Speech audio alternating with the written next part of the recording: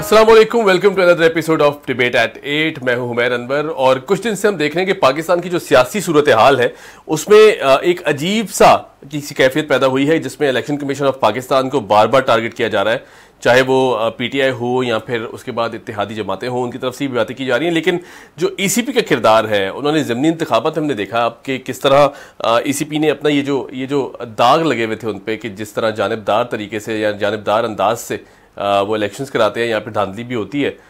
वो उन्होंने कोशिश की कुछ होने की और पंजाब के ज़मीनी इंतखाबात जो हैं उन्हें फ्री एंड फेयर करने का दावा भी किया है। अब पीटीआई की जानिब से अभी भी तहफ़्फ़ुज़ात बहुत सारे हैं। उनको लगता है कि जो इलेक्शन कमीशन ऑफ पाकिस्तान है वो कम्प्लीटली जानिबदार है, वो गैर जानिबदार नहीं है और एक साइड लिए बैठे हैं और उसी साइड पे ये फैसला भी जो महफूज किया गया है 21 जून को फॉरेन फंडिंग केस का, पीटीआई की जो लीडरशिप है वो बार बार ये कहती रही कि हमें लगता है कि ये जो फैसला है ये बिल्कुल पीटीआई के अगेंस्ट जाता दिखाई देता है। अब इसके बहुत से मल्टीपल फैक्टर्स हैं और जिसमें सबसे बड़ा फैक्टर ये है कि हमने देखा कि जिस तरह बार बार पीटीआई को टारगेट किया गया ख़ासतौर पे इत्तेहादी हुकूमत की जानिब से और फिर स्ट्रेस किया गया इलेक्शन कमीशन ऑफ पाकिस्तान को ये फैसला सुनाया जाए, क्योंकि 8 साल से ये केस चल रहा है और ये फैसला 8 साल से चलता आ रहा है। अब जाहिर है इस सारी सिचुएशन में हमने देखा कि जिस तरह ये प्रोसीडिंग्स थी इलेक्शन कमीशन ऑफ पाकिस्तान की और जिस तरह फैसला महफूज कर लिया जाता है उसमें इत्तेहादी जमातों का ये कहना है कि जब किसी को फेवर दिया जाता है तो फैसले महफूज कर लिए जाते हैं और उन्हें ये लगता है कि खान साहब को भरपूर अंदाज से फेवर दिया जाएगा। मगर जो पीटीआई की लीडरशिप है उनके जो तहफ़्फ़ुज़ात हैं वो कम्प्लीटली अपोजिट है। वो कहते हैं जी कि फैसला महफूज तो कर लिया गया है मगर ये बहुत बड़ा फैसला है जो कि पीटीआई के अगेंस्ट आता दिखाई देता है और अगर ऐसा होता है तो फिर खान साहब बड़ा क्लियरली कह चुके हैं कि आवाम को अपने हक के लिए, अपने हक हासिल करने के लिए सड़कों पर निकलना ज़रूरी होगा। नाज़रीन, ये जो अब सिचुएशन पैदा हुई भी है इलेक्शन कमीशन ऑफ पाकिस्तान की, ख़ास तौर पर हमने देखा कि जिस तरह पंजाब के ज़मीनी इंतखाबात होते हैं और फिर उसमें ईसीपी कहता है कि हमने बिल्कुल फ्री एंड फेयर इलेक्शन कराए हैं जिसमें पीटीआई की जीत होती है, तो यानी ये इंडिकेशन तो ज़रूर मौजूद है कि अवाम पूरी तरह यानी भरपूर अंदाज से पीटीआई के फेवर में खड़ी दिखाई देती है, क्योंकि बहुत बड़ी अक्सरियत से पीटीआई ये इलेक्शन जीती है। ये जो सीटों पे मुकाबला हुआ था पंजाब की ज़मीनी इंतखाबात, काफ़ी बड़ी तादाद में पीटीआई ने इसमें विक्ट्री हासिल की। अब इसकी असल वजह जो है, जो इलेक्शन कमीशन ऑफ पाकिस्तान को बार बार ये कहा जा रहा है कि देयर इज़ समथिंग रॉन्ग, कुछ दाल में काला है, उसकी असल वजह फॉरेन फंडिंग केस है। क्योंकि हमने देखा कि गुज़िश्ता रोज़ फाइनेंशियल टाइम्स की तरफ से एक खबर शाया होती है जिसमें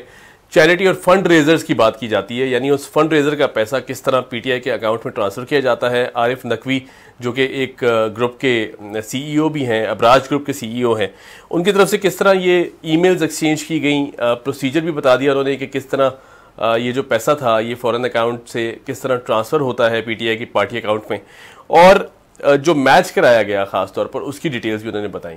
अब कितनी सदाकत है इस खबर में और कितना इस खबर को सच्चा माना जाए ये तो आने वाला वक्त बता सकता है, मगर बज़ाहिर जो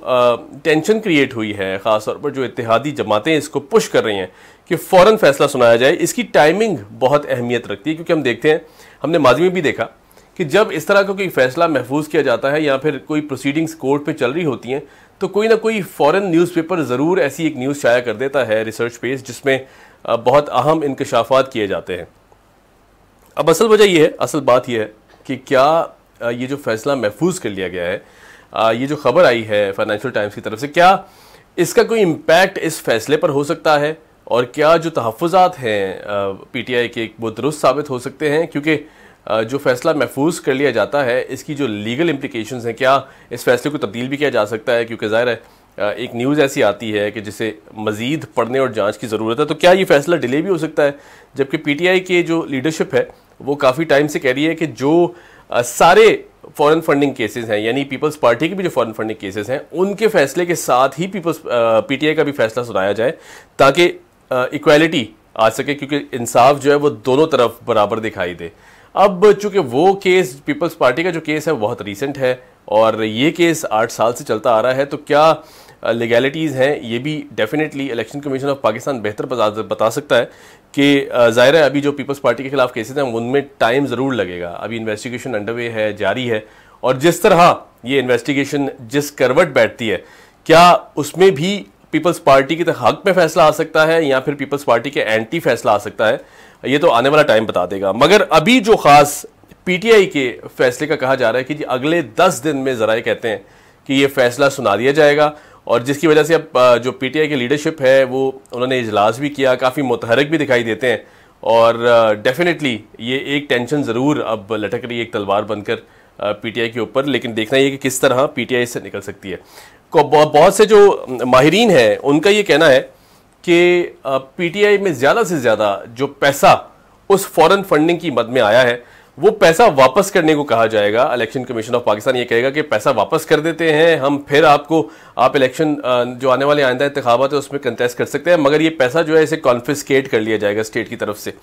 अब ये ज़ाहिर एक एंगल है, इलेक्शन कमीशन ऑफ पाकिस्तान क्या सोच के बैठा है और आने वाला जो टाइम है ख़ासतौर पर जो 10 दिन है जिसे क्रूशल कहा जा रहा है कि ये फैसला सुनाया जाएगा, उसमें क्या हिकमत अमली अपनाई जाती है इलेक्शन कमीशन ऑफ पाकिस्तान से और जो फैसला महफूज किया गया है क्या इसमें कोई अभी रीसेंट आने वाली खबर इंपैक्ट कर पाएगी, ये बहुत बड़े सवालिया निशान है जो कि हम आने वाले टाइम में क्लैरिटी इससे ले भी लेंगे। मुझे दीजिए इजाज़त, कीप वॉचिंग डिबेट एट 8। खुदा हाफिज़।